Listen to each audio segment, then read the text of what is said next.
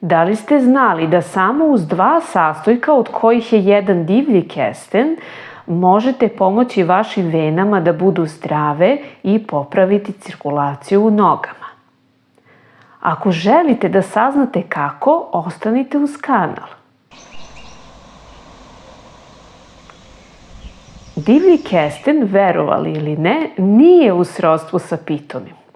Za razliku od svog nesuđenog rođaka je nejestiv, ali se zato različiti delovi ovog drveta mogu i koriste se u lekovite svrhe. Čak se i veruje da ako postavite ove plodove oko kuće, zaštitit ćete se od dolaska paukova. Zapravo, ono što je nama najbitnije jeste ekstrakt ploda divljeg kestena koji ćete vidjeti u drugom delu videa kako se pravi. Naučnim studijama je dokazano da ovaj ekstrakt pozitivno utiče na umanjenje simptoma nakon moždanog udara i da deluje poput nošenja elastičnih čarapa. Znate već ljudi koji imaju problema sa proširenim venama, oni znaju kako to izgleda.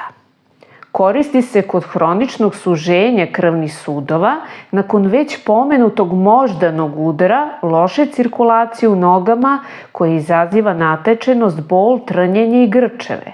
Iz sopstvenog iskustva vam mogu potvrditi, baš kao i moja majka koja ima izražene vene na potkolenicama, da utrljavanje ovog ekstrakta skoro trenutno dovodi do olakšanja, prestanka grčeva i povlačenja vena pri redovnom korišćenju.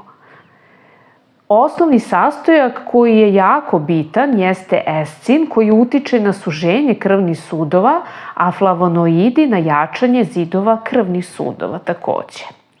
I kako se pravi ovaj ekstrakt, pogledajte u nastavku.